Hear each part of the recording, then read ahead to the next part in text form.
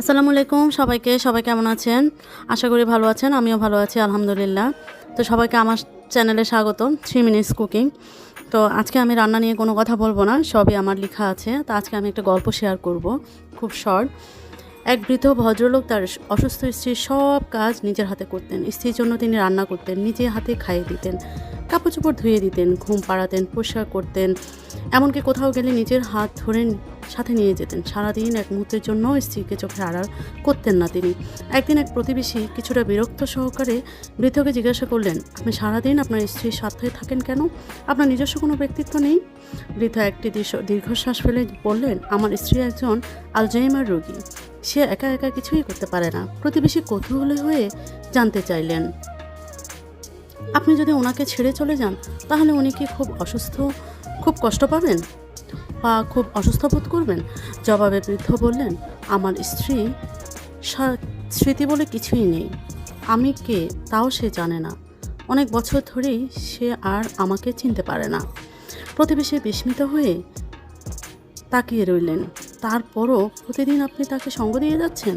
সে আপনাকে চেনেই না। বর্ষিয়ান মানুষটি মৃদু হেসে বললেন, সে জানে না আমি কে, কিন্তু আমি তো জানি সে কে। সে হলো আমার ভালোবাসা। তো আমি এই কথার উক্তিতে একটা কথাই বলবো, বৃদ্ধ লোকটি বলল, সে তাকে চেনে না, কিন্তু সে জানে সে কে।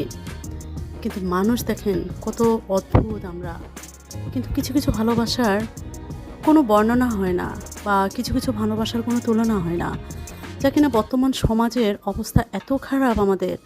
আমরা ভালোবাসা কী জিনিস একে অপরকে বুঝি না, বোঝার চেষ্টাও করি না, এবং সংসার জীবনেও একটু ভুলের জন্য আমরা তাকে ছেড়ে চলে যাই, সে হোক মেয়ে হোক ছেলে।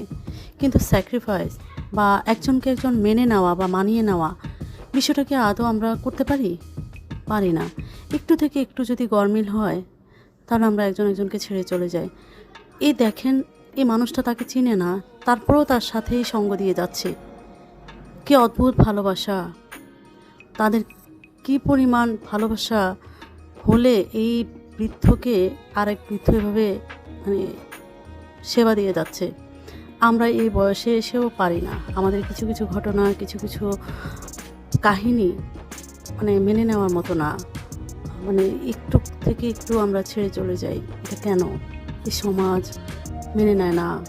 সংসার, অশান্তি একটু যদি মেনে নিয়ে বা মানিয়ে নিয়ে যদি গুছিয়ে থাকা যায়, আমার মনে হয় এদের চেয়ে আর কারো সংসারও কম কিছু নয়। আমরা চেষ্টা করবো একে অন্যকে বুঝে শুনে থেকে ভালোবাসার সঙ্গে সংসার করে যাওয়া। সবাই ভালো থাকবেন, দোয়া করবেন। আর আমার রেসিপিটা কেমন লাগলো শেয়ার করবেন। আমার রেসিপিটা আসলে লিখে দেওয়াতে আজকে আমি গল্পটা শেয়ার করতে পেরেছি এবং কিছু কথাও বলেছি। তো সবাই আমার জন্য দোয়া করবেন, ভালো থাকবেন। ভিডিওটি ভালো লাগলে একটা লাইক, কমেন্ট, শেয়ার করে দিবেন। আল্লাহ হাফেজ।